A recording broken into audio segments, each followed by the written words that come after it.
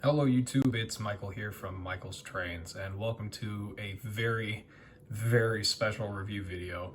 Today we're going to be taking a look at the brand new Broadway Limited Imports Paragon 4 Union Pacific Big Boy number 4014. The Big Boy is a steam locomotive that needs very little introduction. 25 of these Iron Giants were built for the Union Pacific in 1941 and 1944 respectively. They were used to haul heavy 4,000-ton freight trains between Cheyenne, Wyoming and Ogden, Utah. The engines lived out a near 20-year career for UP before all meeting their end in 1959 and being retired 2 years later in 1961. 17 of them were unfortunately scrapped, while the remaining 8 were donated to various museums and parks across the United States, some of them ending up as far east as Pennsylvania, and others ending up as far west as California. The locomotive you see before you, number 4014, was donated to the Rail Giants Train Museum of Pomona, California in 1962. Number 4014 remained on static display at the Rail Giants Train Museum until 2012, when Union Pacific made the announcement that they had reacquired number 4014 to perform a full operational restoration on the locomotive to have it ready to go for the 150th anniversary of the Transcontinental Railroad in 2019. The locomotive was moved out of the museum parking lot in 2013, and in 2014 was relocated to Cheyenne, Wyoming after being moved there by a set of diesels. 5 years later, the locomotive re-emerged under its own power on May 2nd, 2019 for official test runs, being the first time a Big Boy had operated under its own power in nearly 60 years. From there, the engine has gone on to tour nearly half of the United States and almost all of the Union Pacific network, with plans to run again this year from Denver to Cheyenne. As you can see behind you, the model now also comes in Broadway's new signature white packaging, which I think looks very sharp. Inside, you'll find the engine protected very well in an ice block packaging, included along with several spare parts, including the clamshell smoke hood to go over the stacks, an extra front coupler in case you want to swap out the dummy coupler in the pocket here, and some spare traction tires to go on the fourth axle of both the front and rear engine sets should these fail. Why this locomotive has traction tires, I have absolutely no idea. It's Broadway, so I'm not surprised, but this locomotive weighs in at about 3 pounds with the tender. In fact, I think it's closer to 3 pounds, 3.5 pounds. And I really don't see the need for this thing to have traction tires, but they're there. There's not much I can do about it. Now, those of you who have been watching my channel for a while will probably remember that I did have an MTH Big Boy 4014 for a time, and I absolutely loved the engine. It was a great runner, good performer. However, it had a consistency to conk out on me. The boiler board, which is located inside the boiler of the locomotive on the MTH model, would consistently fail on me. I had to replace it at least 3 times, and all of them failed for one reason or another. I believe it was due to the smoke unit. After being fed up with the locomotive and unfortunately several pieces going missing, I ultimately cut my losses and sold it on eBay with the hopes of being able to purchase this one. I did also have to sell quite a few other things and work quite a bit of overtime to get this locomotive in my possession, but I'm very happy that I have it now. I will say, if you are considering purchasing this locomotive, be prepared to pay a high price. I paid shipped $772 for this locomotive. Yeah, that's a lot for a model train. They are not cheap, and if you're looking for anything cheaper, I would recommend waiting for the Riverossi Big Boys that are coming out in December. If you absolutely have to have smoke, this is pretty much your only option at the moment, unless you want to wait for Scale Trains to release their new Big Boys whenever they decide to. So, per usual, I will be going over several things that I absolutely love about the model and several things that I wish Broadway could have done better. For starters, this thing is so well constructed. One thing that I did have a bit of a gripe with on the MTH model was that when you picked it up, it just felt like everything was flopping around. The engine sets just kind of fell out of position or whatever. It just didn't feel very solid. This thing, when you lift it up, it just feels so dang sturdy. I absolutely love the construction on it. However, MTH did a little better in the area of detail materials because a lot of the handrails and piping on this locomotive are made from plastic. Flexible plastic, albeit, but at the same time, metal definitely would have held up a little better. Case in point, you can't see it, but one of the pipes that looks similar to this one on the opposite side that runs down the back side of the boiler unfortunately broke off. I'll point it out or throw an image up so that you can see it, but that was busted off in shipping along with this handrail sitting over top of the headlight. I did manage to find both and glue them back into place, but I'm a little disappointed that these broke in shipping. I feel like a model of this price should be a lot sturdier and have more quality parts, such as brass or die-cast pieces. In any case, I still can't complain too much. The model is very, very beautiful. The prototype accuracy is just stunning. I'm absolutely blown away by how close this thing looks to the real number 4014. It is by no means perfect. For example, the piston caps are not painted silver. The pilot wheels are not painted. Then again, that happens with every model. The front of the locomotive is a little different from how it should look here with the dummy coupler area. And it is also unfortunately missing the big boy chalk decal on the engineer's side of the smoke box door. That is a bit of a bummer. I will have to add that myself and paint any of the details as mentioned, but at the same time, it's still pretty hard to complain. The valve gear is just incredibly fine and looks awesome in motion, and all of the lights on the front end do come on. Marker lights, number boards, and headlight, of course. Moving back, we can see the brass safety valves. Some people claim that these are supposed to be painted black when in fact UP, if you look at the pictures that you've got of the overhead, there aren't very many overhead shots of 4014, but any pictures where you can see the safety valves, you will notice that they are in fact brass. They're left bare brass or bronze or whatever they are. So props to Broadway for actually getting those right. We can also see that there is a dynamo located here. Now there should technically be two because it's number 4014, but one is good enough considering that MTH either was non-existent or wasn't in the right place. I don't remember which. Here we have the rear engine set, which is articulated to help the locomotive negotiate tighter curves. I believe this engine will run on 18 or 22 inch radius. I can't remember which, but it should be able to handle pretty tight curves. And another fun detail is the firebox, which has accurate oil pans instead of the ash pans. Something that for whatever reason Broadway changed to be inaccurate on the Paragon 3 run. I'm not exactly sure why they changed it. Now we'll take a look at the cab and firebox area, trailing truck area of the locomotive.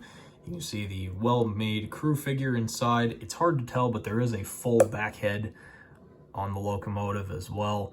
It looks awesome especially when the cab is all lit up so you can actually see inside. Trailing truck is pretty well made. Again, this is also made from die cast.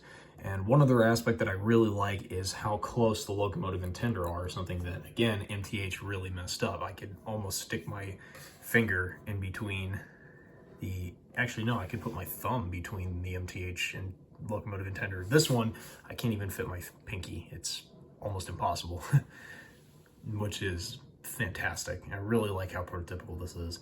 And another nice part is that you can still disconnect the locomotive and tender via the plug and pin system that they have. The drawbar is built to hold the locomotive and tender close together on straights, but as it enters a curve, they will open up and spread out a little bit so that they won't knock up against each other, and it looks awesome. Here's another really awesome part of the Broadway model. The tender is, as I stated, taken from Challenger 3985, which means that it has the accurate oil pieces on top. You can see the catch pan, all the extra piping, this bunker piece here, I'm not exactly sure what that is, I'm not very literate about that. The fill hatch and the little toolbox as well. One thing that I will say that I do love about the tender is that the rivets on it are very pronounced. When you feel this thing, you can really feel the rivets sticking out. It's super nice. Something that MTHs were a little softer, more rounded off. And I kind of wish they were more like this. This is way nicer. Turning the locomotive around to the engineer's side, we can see the back of the tender. which sports a taillight, headlight, and 2 marker lights. Now, the marker lights, while they are a cool feature, are not prototypical. 4014 does not have these mounted to the back of the tender. Again, they are a nice feature, but they are not on the real locomotive. What would have been nicer is if they actually lit the tail lamp up, which is not lit. MTH actually did this, and I'm kind of sad Broadway didn't. One thing MTH didn't do, though, was put MU and brake rigging details down here. You can see the coupler cut bar, one of the air hoses. I guess there aren't any MU hoses, but still, at least there's something there to fill the gap.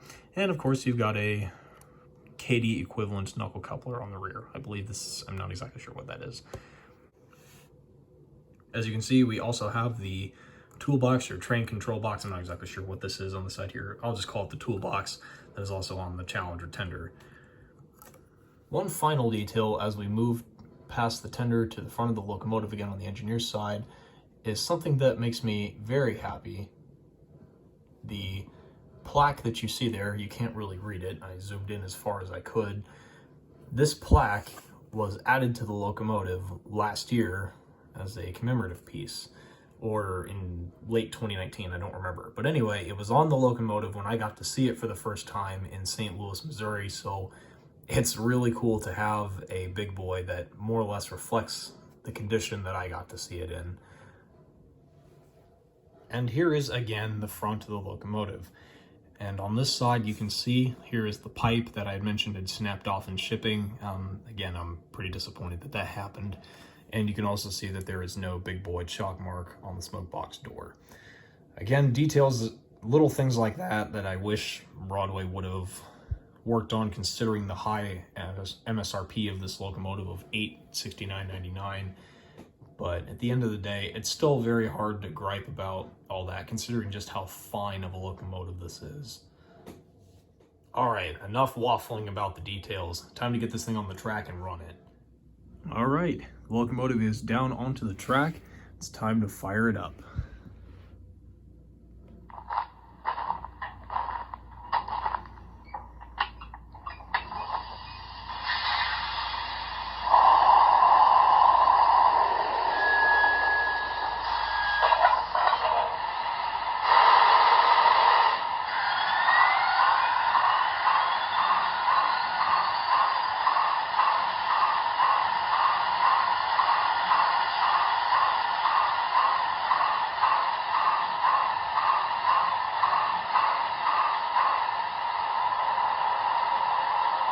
All right, so that's the startup sequence complete. As you can see, I've already activated F0 to turn on the headlight, marker lights, and number boards. And if you want to throw this thing in what is known as Broadway's Pro lighting mode, you can actually change all the independent controls of the lights. It's actually pretty cool. You can also see that the cab light is on. Now, this is another thing that I will say MTH did not do better than Broadway. Their cab light was basically non-existent. It was there, but you couldn't see anything inside the cab.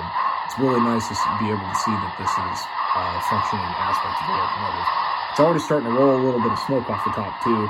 The white background doesn't exactly help things, but you'll definitely be able to see it later in the video.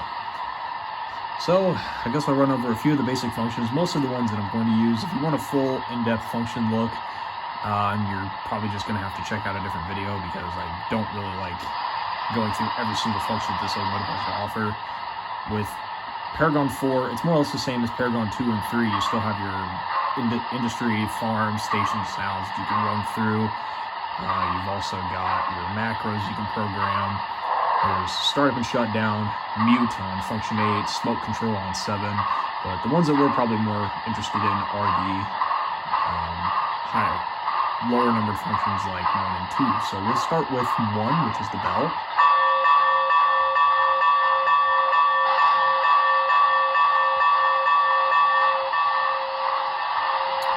And function 2, which is the whistle. Now, I should go in and say that I've already programmed this locomotive and broken it in to give you guys the best shot at getting a good look at what this thing can do when it's fully been broken in. I've had this thing running for about 45 minutes to an hour in both directions, and I've also reprogrammed it. It is running on cab address 4014, and the whistle has actually been changed. It is no longer the stock standard whistle that you get when you get the locomotive out of the box. I have changed it by setting CV224 to a value of 2, because I think that this personally sounds way closer to the real number 4014. Take a listen.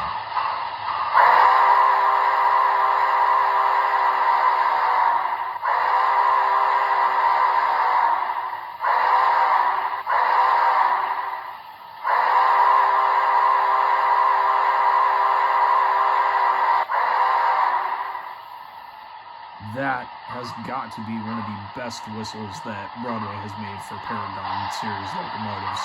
And if you'll notice, there was a lot more smoke coming off there. You could kind of see it floating around under here. That was all coming from the whistle. The whistle, steam, smoke effect is still present on this locomotive. It's absolutely fantastic. Okay, let's go ahead and roll her out.